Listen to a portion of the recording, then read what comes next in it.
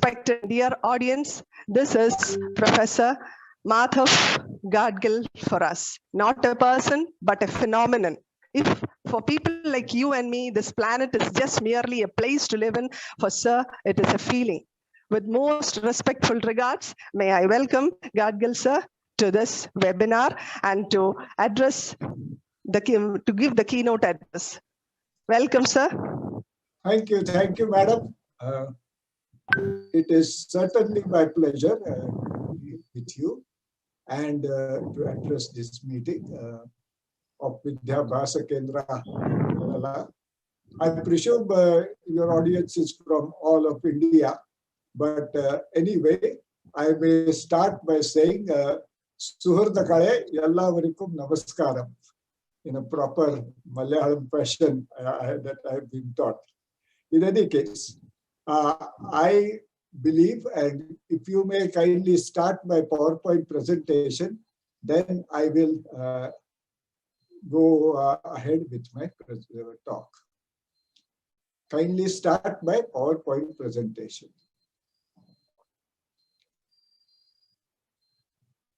Thank you very much.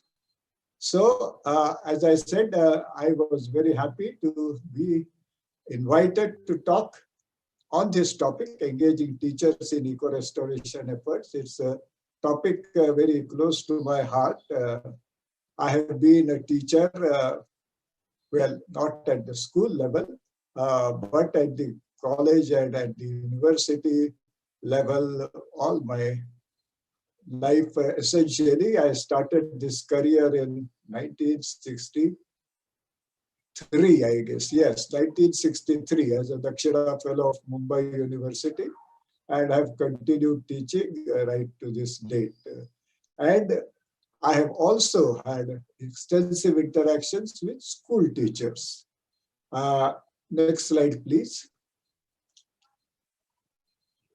What I would like to talk to you about is an important opportunity that has opened up for the teachers to engage in working with people, working with nature, in developing, in deploying their understanding, their knowledge through the provisions of the Biological Diversity Act.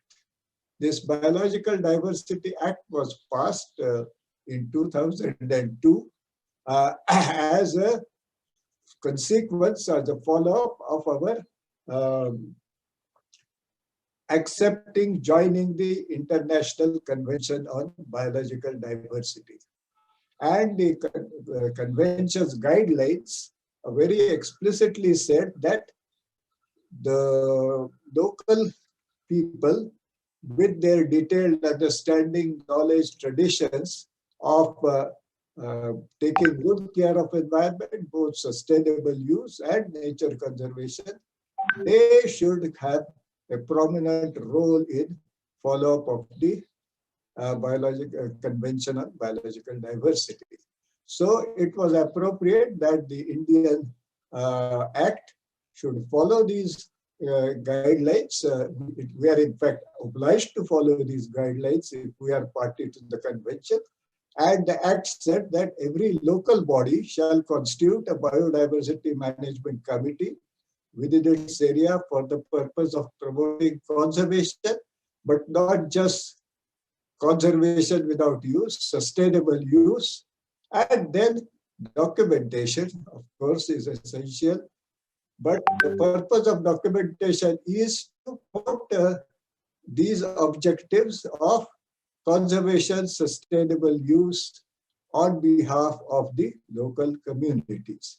And this documentation should be in the form of people's biodiversity registers, the registers that will be created at the local level by the biodiversity management committees for serving this purpose of good management to promote conservation and sustainable use of the local resources.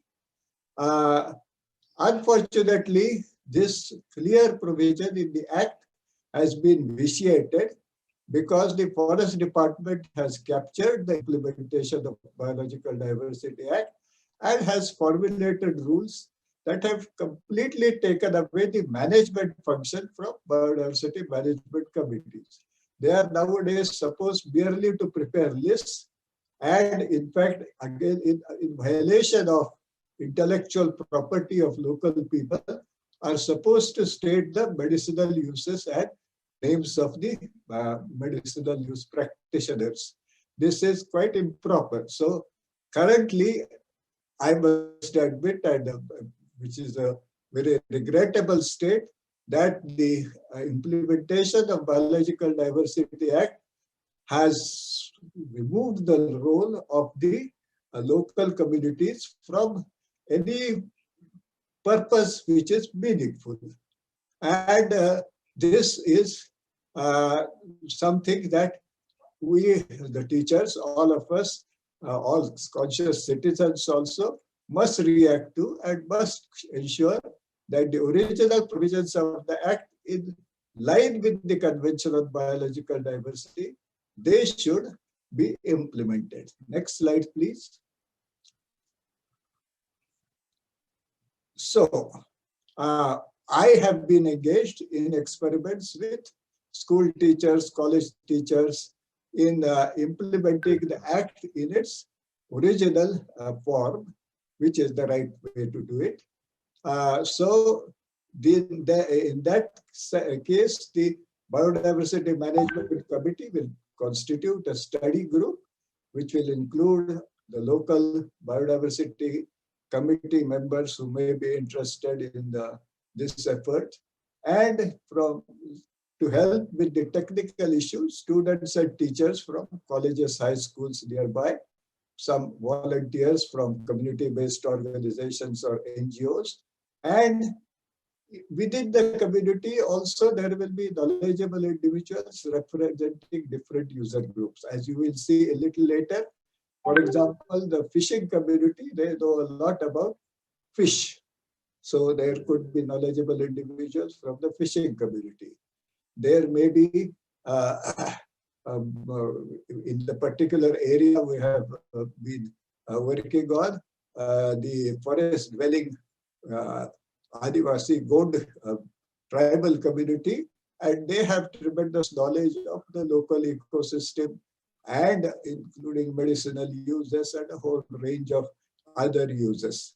So they should develop these people's biodiversity registers. Next slide, please. So what should the people's biodiversity register be? They should look at the links between the people and natural resources. How are the fishing community people using the river and its fish? How are the, in this particular context, the Gond tribals using the forest resources? How are the farmers using the local land resources? And so on. Then, of course, the landscape, waterscape of the study area. Any area would be mosaic of many different kinds of elements. Like in certain places, there may be hills with hill slopes which are tree covered, or hill slopes which have been rendered treeless. There may be scrub, there may be cultivation, there may be streams, there may be ponds, and so on. So these are the landscape, waterscape elements. They have to be looked at. The local biodiversity elements. Of course, in any area, if you think of all species, there will be tens of thousands of species, which even scientists have never managed to inventory properly. So, but the local people will often know. We have done many exercises, 150 or so species readily. And some of the more knowledgeable individuals may know up to 700-800 species. So those can be readily listed. But earlier also I heard about mention of the modern tools. And the modern tools have made, there are remarkable advances. If you use your smartphone now, and the smartphones are now available even in the most remote villages of tribal areas, and certainly all over the rest of the country, in farming areas, in the cities, of course. And with the smartphone, you take a photograph using the Google photo application app of any plant in flower, let us say, which you may not know the name of at all, or you may only know the local, whatever it is, Malayalam or Marathi or Bhojpuri name. And then using the Google Lens application, the artificial intelligence, which is built in, searches the enormous images database available with the Google, and it comes up with the correct name. So even the completely uneducated person who can use these applications, and that's quite straightforward, will get the scientific name of the species. And then by pursuing, there are very good knowledge resources. For example, there is an India Biodiversity portal. You go to that IBP and put the scientific name. It gives much information about that plant, including all the local names in whatever it is, Hindi and Marathi and Gujarati and Punjabi and so on. So I have amongst now my students, these tribal boys, some of them have failed in 10th standard. They are very clever, but have failed because they don't know enough English. But now English is also not a necessity, and they are able to quickly get all these names and use that. So with all this information accessible, very good management plans can be prepared by the local people without really any necessary technical inputs from outside. Although, of course, the inputs from teachers and others locally can be very valuable to them. Next slide, please. Next. So let me quickly give you actual some examples from a People's Biodiversity Register we prepared for this village, Mendalekha, almost in the center of peninsular India. It's a tribal forested area. Next slide, please. Next slide, please. So this is the previous one. You have skipped one. Previous one. Yes, stop there, please. So this is the study team for this People's Biodiversity Register of Mendalekha. This was some years ago. So modern tools which are today available to tribal boys also there, and as I said, some of them may not be particularly educated, were not available at that time. And the inputs from the study team, this is from a nearby college at a town 3 kilometers from Mendalekha called Anora. And it was the teachers and students from this college who worked with the local people. Next slide, please. And you can see they, amongst other things, they studied the fishes of Kathadi River. Kathadi happens to be now one of the few rivers of India which are entirely unpolluted. In that area, there is no possibility. And indeed, they are totally, Kathadi is totally unpolluted, lovely, fresh water stream. Now the local community members working with the college boys and girls, they fished 146 times with cast nets, and they caught a total of 1,508 species. Now again, with the help of actually a former PhD student of mine who is an expert in fish, they assigned the fish to 24 genera and 32 species. But 1,500 is a relatively modest number.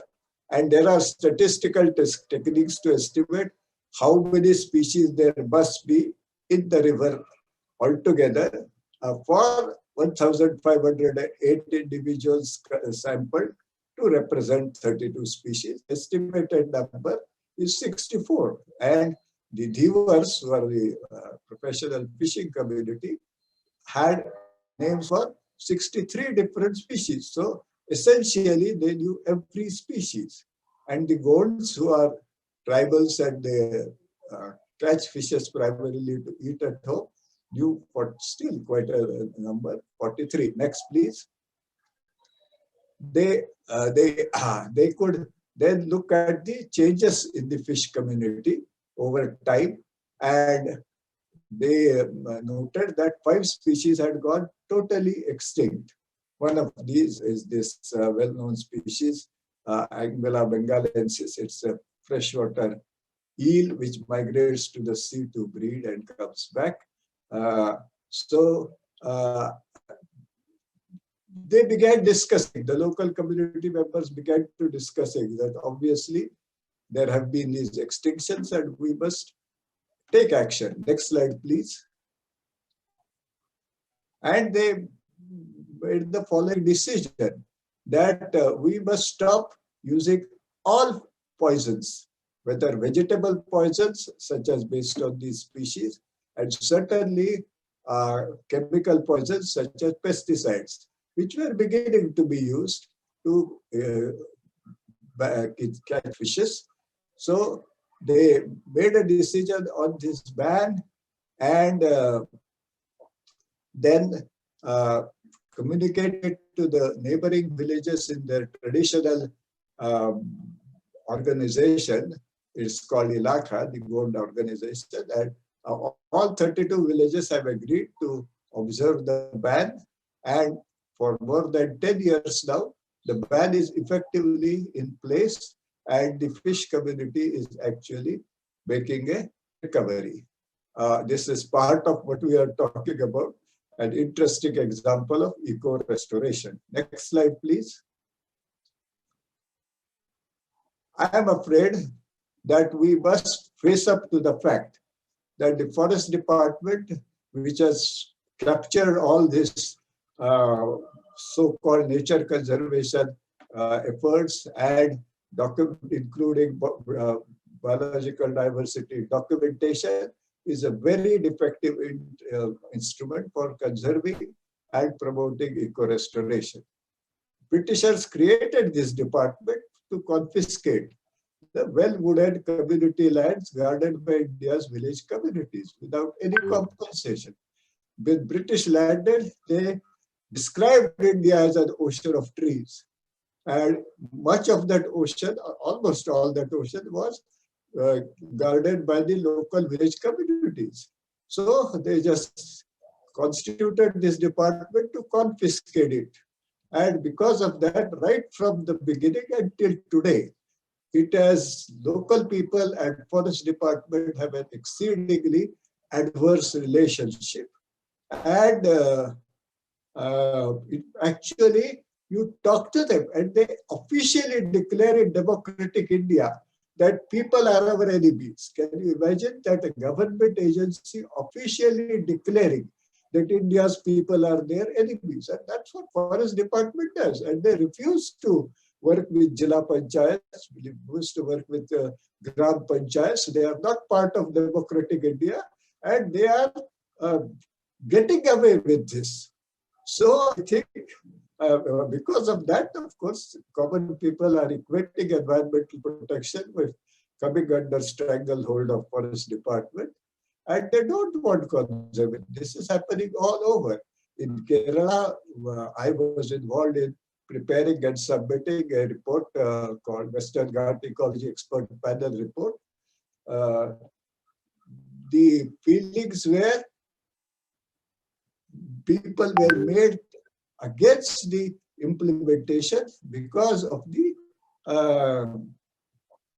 feeling that if the report is implemented and any environmental conservation is attempted, then all that it will implies getting in the stranglehold of the tyranny of Forest Department.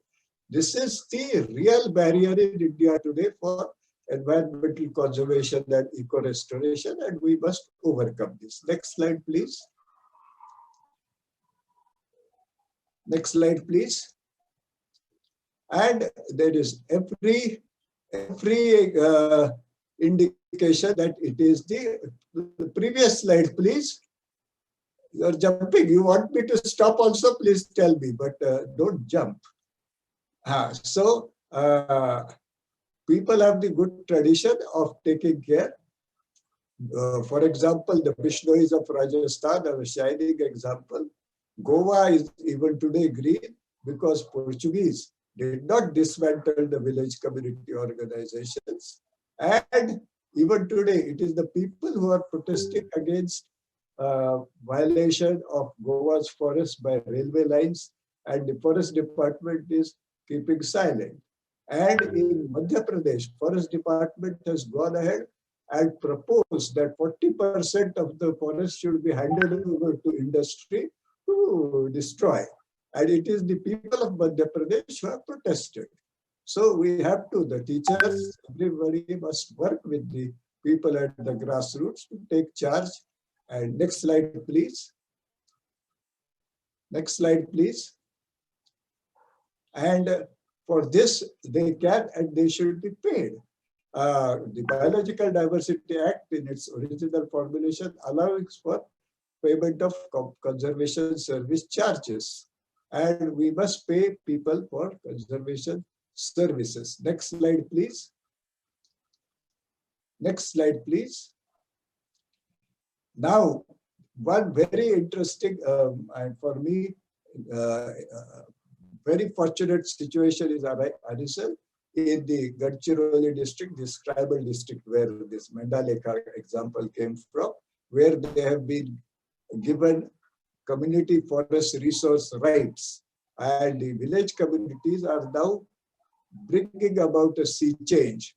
They are now fully engaged in taking good care and restoring their forests. The next slide, please. And I taught a course for them for 5 months. It was a wonderful experience.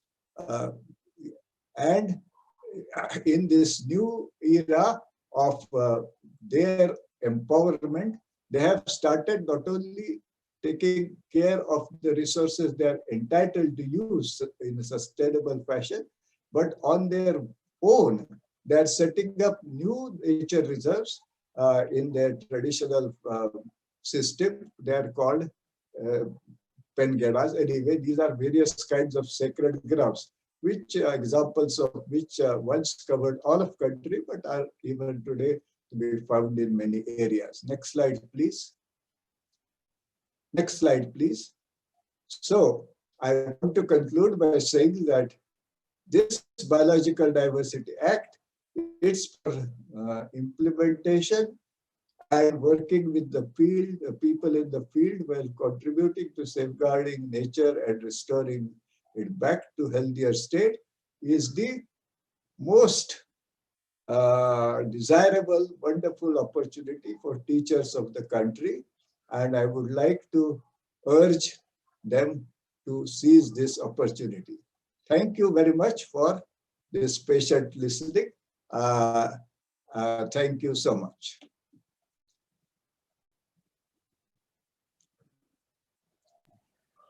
Thank you, Gadgil sir.